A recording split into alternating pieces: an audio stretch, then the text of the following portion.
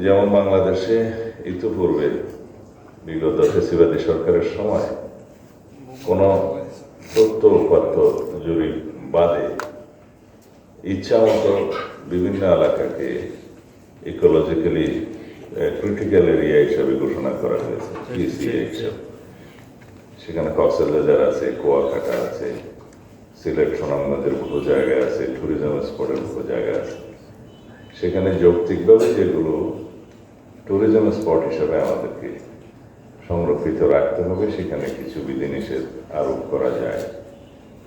আর কক্সবাজারের সমুদ্র সৈকত, marine drive রোডের আশেপাশে ইকোলজিক্যাল ক্রিটিক্যাল এরিয়া হিসাবে যে গেজেট নোটিফিকেশন বা ঘোষণা করা হয়েছে এবং আদালতেরও কিছু এখানে নির্দেশনা আছে, এগুলো আমরা আবার জরিপ ভিত্তিক, তথ্য ভিত্তিক, প্রকৃত অবস্থা বিবেচনা করে ট্যুরিজমের বিকাশের জন্য বিষয়টা গুরুত্ব দিয়ে পুনর্বিবেচনা করার নির্দেশনা দিয়েছি। আমরা মধ্যে যে বিভিন্ন এলাকায় কোনো জরিপ ব্যতিরেকে, কোনো তথ্য ব্যতিরেকে ইচ্ছাকৃতভাবে যে ইকোলজিক্যালি ক্রিটিক্যাল এরিয়া ঘোষণা করা হয়েছে, তাতে করে সারা বিশ্বের মধ্যে গুরুত্বপূর্ণ এই পর্যটন এরিয়ার কোনো বিকাশ হয়নি এবং এটা যাতে বিকশিত না হতে পারে সেই জন্য কোনো পরিকল্পনা ছিল কিনা জানি না।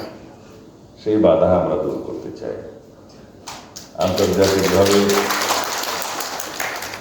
পৃথিবীর বিভিন্ন স্থানে আমরা ট্যুরিজম বিভিন্ন বিষয়াবলী ধারণ করা হয়েছে এবং সমুদ্রের এই সি বিচের উপর দিয়ে যে ওয়াকিং স্টেজের মতো করা হয়, উডেন ফ্লোর, সেগুলো করা এবং এটাকে কী বলে, সমুদ্রের মধ্যে যে যায় পিয়ার্স নির্মাণ করা, হেলিকপ্টার ল্যান্ডিংয়ের মতো প্ল্যাটফর্ম করা, এগুলো আমি পৃথিবীর বিভিন্ন দেশে দেখেছি। এখানে আছে, সেখানে আছে। সেই মডেলগুলো আমাদেরকে ফলো করতে হবে।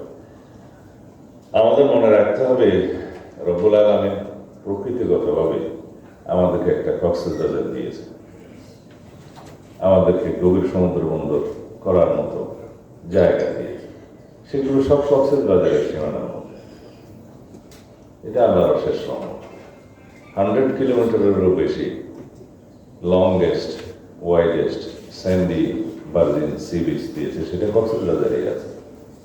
এটাকে আমাদের এক্সপ্লোর করতে হবে। এখানকার পর্যটন সম্ভাবনাকে আমরা পূর্ণাঙ্গভাবে বাস্তবায়ন করতে চাই। আমাদের স্বপ্নকে আমরা বাস্তবায়ন করতে চাই। এক কক্সবাজারের সমুদ্র সম্পদ, পর্যটন শিল্প, গভীর সমুদ্র বন্দর এবং আমাদের অন্যান্য প্রাকৃতিক যে সম্পদ আছে, এগুলো আহরণ করলে বাংলাদেশে রাষ্ট্র হিসাবে বিশাল একটি রাজস্ব শুধুমাত্র কক্সবাজার থেকে আহরণ করা সম্ভব। বাংলাদেশের অন্য যে কোনো এলাকার চাইতে প্রকৃতিগতভাবে বাংলাদেশ অনেক বেশি ধনী এলাকা।